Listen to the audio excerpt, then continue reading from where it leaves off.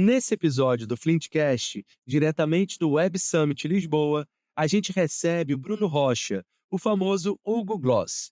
Batemos um papo super bacana com ele sobre o início da carreira, os desafios de se manter relevante e também passamos ali pela era da atenção. E mais, o Bruno contou o que ele acredita que as marcas precisam entender para poder trabalhar de verdade com os creators. Então já salva aí e vem com a gente para esse papo, porque tá demais. Bom, Flintcast com nada mais, nada menos do que o Bruno Rocha, também conhecido como Hugo Gloss, um grande amigo querido. Eu sou muito seu fã há muito tempo, né? Obrigado. E a gente está fazendo essa edição especial aqui direto do Web Summit Lisboa, onde você acabou de sair do palco, né? Sim, Como foi essa experiência? eu achei uma loucura, eu estava até pensando aqui agora, eu falei: "Gente, que loucura, né, tô num evento gigantesco, 70.000 pessoas em Portugal, quando que eu imaginei que isso ia acontecer?". Tô achando tudo maravilhoso, mas quando eu paro pra pensar, assim, eu acho meio surreal. E estava lotado mesmo. Depois eu vou Ah, botar umas imagens aí para vocês, mas estava realmente lotado. O Bruno chamando um público incrível. Imagino o quanto você, não sei nem se você se surpreende mais com isso, né, Bruno? E vou recuperar nas memórias aqui do nosso papo, para quem está escutando e vendo a gente, o tempo quando a gente se conheceu, lá na casa de Alicinha Cavalcante, né? maravilhosa. Ela tinha uns encontros que a Alicinha fazia com algumas pessoas ali numa cobertura próxima à Avenida Sim. Paulista, e foi onde a gente se conheceu. Você estava começando, era quando aquilo, Bruno? Conta um pouquinho da sua memória disso. Nossa, eu acho bom, quando eu comecei na internet, eu comecei em Brasília, depois eu fui morar em Barcelona durante 2 anos.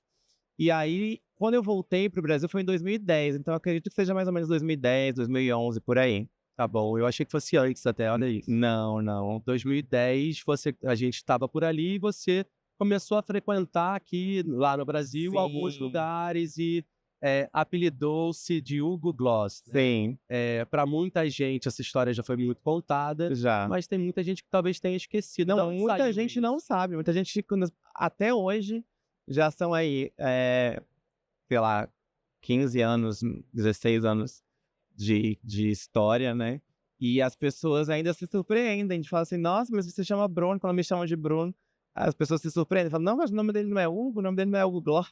De onde veio o Hugo Gloss? Isso foi uma piada, porque na época que eu comecei, eh, o programa Pânico fazia muito sucesso, né, e tinha um personagem do Evandro Santos que era o Christian Pior, e era uma paródia com o Christian Dior, e eu adorava ele. E aí eu fiz uma paródia com o Hugo Gloss e criei o Hugo Gloss, porque eu não tinha pretensão artística nenhuma. A gente tá falando lá de muito tempo atrás, não existia essa carreira toda de internet da época, o YouTube não era tão forte, a gente não tinha Instagram, tudo demorou muito, tudo aconteceu muito depois. Então, o Twitter começou a fazer muito sucesso nessa época, ele surgiu e bombou muito, e eu me encontrei ali naquele formato de comunicação, porque era um formato curto, né, informações rápidas, etcétera. Aí então eu escrevia muita piada, fazia muita bobagem lá, e eu falei: "Ah, não sei o que que vai ser de mim, né, não sei o que que vai acontecer com a minha carreira, não vou ficar me expondo aqui fazendo piada", porque eu não sabia o que que ia ser de mim, né, eu Você achava que tinha eu o seu próprio rosto, né, com a sua não, própria imagem. eu nem precisava de imagem, nessa época era Não tinha texto, imagem. mas, era o meu nome, né. Então eu quis criar uma alcunha, assim, porque se eu, por acaso, viesse a vir fazer concurso público, né, que é o que acontece muito lá em Brasília, falei: "Bom, vai que vão fuçar aí, vão achar que eu estou escrevendo, melhor escrever um nome, achar um pseudônimo". E aí foi isso. E tinha muito preconceito nessa época, Bruno? Você chegava nas festas, o povo olhava meio torto, com medo de você. Ah, com certeza. Existiu esse momento, né? É porque, assim, no começo eu fazia muito humor. Depois eu comecei a fazer muito humor, mas eu também comecei a misturar com notícia. Mas, assim, eu nunca fui a pessoa que eu sempre comentei muita notícia. Eu nunca fui aquela pessoa as pessoas no começo não entendiam muito, das pessoas se sentirem desconfortáveis. Eu não chegava com uma informação, assim, eu dava as minhas impressões. Então eu acho que teve mais estranhamento primeiro, acho que no primeiro momento era tudo muito novo, né, e era uma pessoa que estava falando do universo dos famosos e não estava atrelada a nenhum veículo, né, então, quem é essa pessoa que chegou com essa novidade aqui? Que forma de comunicação é essa? Então eu não eu acho que teve, assim, um estranhamento, né, especialmente da classe artística, mas eu acho que sempre as pessoas que estavam ligadas em inovação e tecnologia, sempre acharam tudo muito maravilhoso, muito inovador. Então, acho que a indústria demorou a se adaptar a esse formato, especialmente os veículos mais tradicionais, as pessoas que já estavam ali há muito tempo, né. Então, demorou, teve um processo de adaptação, mas eu não sei se eu diria que foi preconceito, assim, não. Mas eu acho que eu tive que vir com a foicezinha ali, Isso. desbravando os matos. Esse eu sou testemunha disso, viu, porque realmente era um momento onde, até para frequentar os lugares e ser chamado, não sabiam nem como te chamar, na verdade, não Né. tinha essa característica. Mas depois logo você conseguiu com o seu jeito, acho que com carisma, né, Uhum. uma responsabilidade pelo trabalho, você fala o inglês muito bem também, Sim, isso ajudou muito você a abrir algumas portas, você começou a ser chamado para os lugares, ficar amigo de muitas das sim, pessoas, sim, né, e você acabou indo trabalhar no Luciano também, sim. por um bom tempo. Isso você sente que te ajudou na sua formação de alguma forma? Com certeza. Primeiro que eu não imaginava que isso tudo pudesse acontecer comigo. Então, quando eu vi o tamanho daquela brincadeira estava se tornando, eu estava ainda morando em Barcelona, eu estava fazendo um master em relações públicas lá, e a minha pretensão naquele momento era de continuar aquela vida morando ali e de repente ficar morando na Espanha, trabalhando lá. Eu estava começando a trabalhar até, né, porque tem uma época do master que você tem que fazer práticas, seria tipo um estágio. E aí eu estava com intenção e proposta de contratação e etcétera. E aí, paralelo a isso, estava acontecendo tudo isso na minha vida. Só que era uma de realidade muito diferente, era uma coisa muito nova, e também era uma coisa que eu tentava não me iludir, porque eu desligava o meu computador, era computador na época, nem tinha essa coisa toda de smartphone, né, smartphone veio, já tinha alguma coisa ou outra, mas apareceu mesmo depois. Eu desligava o computador e minha vida seguia, era normal, eu não tinha contato com essa realidade. E as pessoas nem sabiam o que que eu estava fazendo. Então, assim, na Espanha ninguém sabia quem era o Google Glass. Eu contava para meus amigos e falava: "Nossa, hoje uma pessoa famosa falou comigo", e etcétera. Aí as pessoas davam risada, mas a gente achava que era brincadeira. E eu comecei a ver que eu estava me criando várias oportunidades que eu resolvi ir atrás delas, né. E uma delas foi o Luciano, eu adorava o programa dele, sempre gostei muito dele, desde a época da Band e tal, e acompanhei sempre. E eu sempre comentei novela, reality, e eu comentava muito o programa dele, ele gostava muito dos meus comentários. E teve uma época que eu tive muita visualização. As pessoas da indústria, por eu estar começando a falar muito dali, e a minha voz começar a ter relevância, elas começaram a olhar para mim, né. E aí muita gente olhou com desconfiança, muita gente olhou com curiosidade, muita gente olhou com admiração. Eu tive vários olhares diferentes nessa época. Quando você tá muito em evidência, é isso, né. E o Luciano me enxergou, viu que eu gostava muito do programa, e aí eu estava no Brasil para passar Natal, e eu falei que estava no Brasil, e aí eu falei: "Eu queria ir no seu programa", mas eu queria ir no programa para ver o programa, Uhum. tipo, plateia, assim. E eu cheguei lá, me convidaram para fazer parte do júri do Musa do Carnaval, que era um quadro que tinha. Aí eu fiquei até com vontade de chorar, falei: "Eu não quero fazer isso". Eu não tinha a menor intenção de ser uma pessoa pública exposta. E aí eu falei: "Não, não quero fazer isso, eu queria trabalhar aqui". Aí todo mundo fez: "Hã?". Tipo, né, fazer o quê aqui? Aí eu falei: "Bom, eu conheço muito programa e tal". Eu sempre tive o sonho de trabalhar em televisão, mas eu nunca tive o sonho de ser famoso. Eu queria estar envolvido na indústria do entretenimento, entendeu? Uhum. Então, eu enxerguei ali uma oportunidade, bom cara de pau que sou, pedi, deu certo. Ótimo. E aí fiquei lá 6 anos. Muito bom. Isso, traz a minha próxima pergunta para você, que é muito difícil em qualquer mercado que seja se manter relevante, né. Sim. Você ter ali uma boa reputação, as pessoas Uhum. continuarem te acreditando coisas, né, te chamando para Sim, você. Você sim. tem feito isso de uma maneira muito interessante. Uhum. Muito na Flint, a gente fala sobre profissionalização do mercado da creator economy. E tem muitos profissionais que estão ouvindo a gente, que devem estar pensando: "Caramba, como que é que o Bruno consegue, de alguma maneira, se manter relevante e as pessoas sempre atentas a ele?". Você tem um site, tem um Uhum. portal, você Sim. faz cinema, faz filme, você saiu ali do usa sua reputação para monetizar mesmo de várias maneiras, não só Sim. com public post. Como você faz isso da relevância, Bruno? O que que você tem uma técnica? Existe algo que você pare e pense nesse assunto e programe? Então, eu acho o seguinte, tudo meu é muito instintivo, né. eu tenho uma personalidade muito curiosa, uma alma muito curiosa. Então, assim, as coisas que eu fui fazendo foram muito na tentativa e erro, né. Eu não consigo chegar aqui e te falar assim: "Ah, eu tenho essa fórmula maravilhosa para te dizer que vai dar certo". Uhum. Eu acho que hoje em dia, até mais do que antes, quando eu comecei, a gente tá, assim, numa era que a gente tem infinitas possibilidades, a gente tem infinitas pessoas fazendo tudo ao mesmo tempo. Todo mundo hoje, de certa forma, tem uma presença digital ali, né, tem consumo digital, então ser relevante é muito difícil. Eu acho que eu tive o benefício de ter sido uma pessoa pioneira, Uhum. né, então eu consegui ter um nome forte desde o começo, eu acho que isso, impacta também. Eu acho que o fato de eu ter trabalhado tanto, e me relacionado muito bem com as pessoas, me ajudou a ter uma coisa que eu acho que é a coisa mais difícil e que para mim é mais valiosa, que é a reputação e o respeito. Eu acho que isso é muito difícil de conseguir, de conquistar. Mas o manter-se relevante, eu acho que é a coisa mais difícil na nossa vida, na nossa carreira, né. Quando você consegue parar de fazer sempre a mesma coisa e fazer uma coisa nova e etcétera. Eu fui muito na tentativa e erro, nessa questão do instinto, assim, e fui testando vários formatos, ainda sigo fazendo isso. Eu tenho hoje em dia uma equipe grande, né, que eu não tinha antes, então eu fazia tudo sozinho, mas é discutir, falar: "E se a gente experimentar isso aqui? Vamos testar". Vamos ver se vai dar certo ou não, né. Se não der certo, a gente tenta de novo uma coisa nova. Então eu acho que a questão da relevância tá isso, eu acho que tem muito a ver com o frescor das pessoas. "Ah, o que que vem agora?", né. "O que que essa pessoa vai o que que eles vão fazer agora?". E, eu acho que é manter a curiosidade das pessoas que deixa você relevante. Muito bom. Isso, inclusive, eu vou aproveitar que eu tô contigo agora. Eu lanço meu livro, uma pré-venda do meu livro agora, na Amazon, e o livro chama Parem de Me Interromper. A gente vai botar a capinha aqui para vocês verem. Eh, Aproveitar que eu tô com você para chamar atenção para o meu livro e falar sobre esse assunto, inclusive, porque Uhum. o livro fala sobre parem de me interromper, sobre a era da atenção, da desatenção. Você está me contando como é que a gente consegue, a partir de um frescor, manter a atenção das pessoas em Sim. cima, né, dar motivo para as pessoas falarem sobre o Uhum. conteúdo que a gente está fazendo.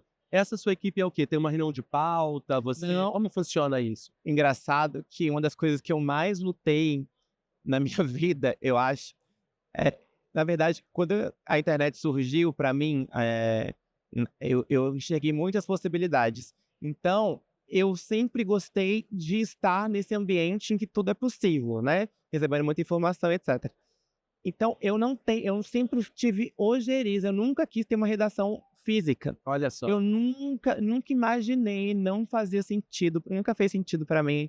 Eu nunca, desejei ter um espaço físico. Eu tenho um sócio que é o Diogo, inclusive uma época ele: "Ai, vamos fazer um Que é o querido, escritório, um beijo para você, Diogo, vamos sempre fazer um muito escritório, interessante. etcétera". Eu falei: "O escritório é se for para você, porque eu não vou Sim. aparecer lá", entendeu. A gente tem a internet para isso, a gente pode se comunicar de qualquer lugar, a qualquer momento, de qualquer espaço. Para que eu vou prender um monte de gente dentro de uma sala, com um horário, para as pessoas, sendo que eu quero só que elas me entreguem, o conteúdo, entendeu. Eu acho assim, obviamente a gente tem que ter escala de trabalho, a gente está falando inclusive agora dessa discussão do 6 Isso. por 1 e etcétera, a pessoa não pode viver para trabalhar, né, De ela tem que jeito trabalhar nenhum. para viver. Então, a gente tem esse esquema de turnos, etcétera, mas cada um tá sei lá onde, fazendo sei lá o quê na sua vida. Então, desde antes da questão do home office, eu sempre tive pavor disso. Então a gente tem um grupo e nossas reuniões são todas online. Que barato. Então a gente faz tudo online, para discutir e testar novos formatos. A gente discute muito, o que que vai o que que a nossa curadoria de notícias, o que que a gente vai fazer, né, o que a gente vai dar luz a muita coisa. A gente tem tido muito essa discussão.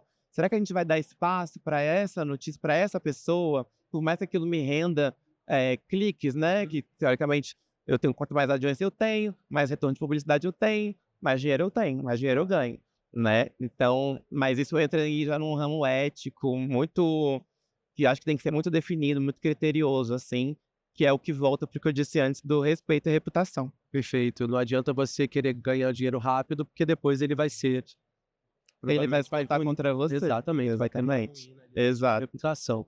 Bruno, para a gente finalizar, agradecer primeiro a sua presença aqui com a gente. Eu estou realmente muito feliz com esse papo. Eh, olhando esse período de creator economy, né, dessa indústria que você ajudou a construir, vem ajudando a construir, o que você sente que já melhorou? Fala assim, caramba, isso aqui já melhorou, já bom que já tem um pouco mais de seriedade a respeito disso. E o que você ainda acha que tem um espacinho para a gente melhorar e profissionalizar mais? O que você diria na sua percepção? Olha, olhando de quando eu comecei para hoje, eu acho que as coisas melhoraram 100%, assim. Eu acho, inclusive, na minha época, quando eu comecei, se você falasse que a sua profissão era trabalhar com internet, o povo ia dizer que você era vagabundo, Uhum. né? Tipo, isso não é trabalho. Então, era impossível viver com isso. Então, eu acho que o fato de hoje a gente estar se falando, tendo um termo de creator economy, eu acho isso, assim, sensacional. Eu acho maravilhoso como as coisas evoluíram, para onde a gente está caminhando. Obviamente tem muita coisa para melhorar, no sentido de que hoje em dia, como a gente tem muita oferta, né, eu acho que se torna muito mais difícil, o que a gente falou antes, ser relevante, ser consumido e, ao mesmo tempo, eu acho que a gente, hoje em dia, tendo tanta gente fazendo isso, eu acho que se tornou um pouco mais difícil de, deixar as coisas mais profissionalizadas, mais requintadas, eu vou dizer assim, entendeu? Porque tem muita gente entregando muita coisa o tempo todo e, às vezes, eu acho que, assim, a gente tá, às vezes, jogando pérolas aos porcos e, ao mesmo tempo, tá com ouro ali no meio da palha. Então é muito difícil, eu acho, da gente separar hoje, encontrar conteúdo de qualidade dentro de tanta coisa, assim, né? A gente vê muita coisa viralizando que passa assim, passa muito rápido, é muita coisa ali, né? Então eu acho que essa economia dos criadores, inclusive no relacionamento com as marcas, eu acho que mudou bastante, mas eu ainda acho que falta as marcas entenderem que quando ela está comprando um espaço publicitário com um criador que seja, o mais importante é você deixar o criador fazer o trabalho dele, que é criar, e se comunicar com a audiência dele. Então, muitas vezes chega para mim um briefing que eu falo: "Gente, isso aqui não faz o menor sentido". Essa pessoa sabe quem que ela está contratando, o que que ela está querendo, o espaço que ela está falando? Sim. Então eu acho que essa é a dificuldade que hoje em dia existe no mercado, né, da gente realmente deixar o criador criar, dar voz para ele. Eu acho que os conteúdos vão ficar muito mais, como eu falei antes, refinados, se a gente deixar isso acontecer, vão ter mais impacto, vão ter mais audiência, vão ter mais repercussão, lógico, se gera mais dinheiro. Então eu acho que é isso, eu acho que deixar as pessoas criarem, de fato, e entenderem a sua audiência, é o que está faltando e pode fazer deixar as pessoas melhorarem. Inclusive, o conselho, se eu pudesse dar para quem quer contratar um criador, é esse, assim, entenda qual é a audiência dele e deixe ele fazer o trabalho dele. Óbvio, dentro do que você quer entregar, né? Não pode deixar também a pessoa solta fazer o que ela bem quiser Uhum. e talvez poder gerar uma repercussão negativa. Mas eu acho que trabalhando juntos é muito melhor do que você impor um trabalho para uma pessoa que ela vai fazer ali como ela puder fazer, mas ela não vai fazer o melhor que ela pode se ela pudesse criar por ela mesma. Exatamente. E aí a gente já encerra aqui com essa aula. Se eu fosse vocês que trabalham com marca, eu escutaria o que o Bruno está dizendo. Apesar da gente ouvir isso com muita frequência, parece que Sim. não entra no ouvido, Não. mas é um mantra, né, Bruno? A gente tem que ficar repetindo, repetindo para ver se finalmente, mais difícil que seja do ponto de vista da marca, né, que a gente já passou por isso também. Não, e quanto maior a marca, mais difícil é de você trabalhar. Claro, então é importante que essa conversa se estabeleça de verdade, que é para a gente possa dar um passinho a mais no desenvolvimento dessa carreira tão incrível que tem muita gente. Quanto mais emprego surgir, melhor para todo mundo, Lógico, né? mais Então, oportunidades. Eu sou super a favor das pessoas experimentarem e, inclusive, eu acho, assim, que a gente vê talentos surgindo, de repente a pessoa nem sabia.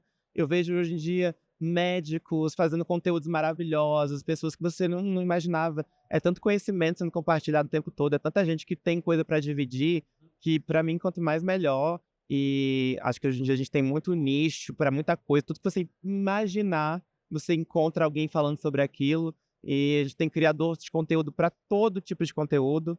Então eu acho maravilhoso e eu espero que isso tenha cada vez mais e as pessoas cada vez mais queiram compartilhar as coisas. Eu sou da comunicação, né, então para mim quanto mais as pessoas falarem, melhor pra gente.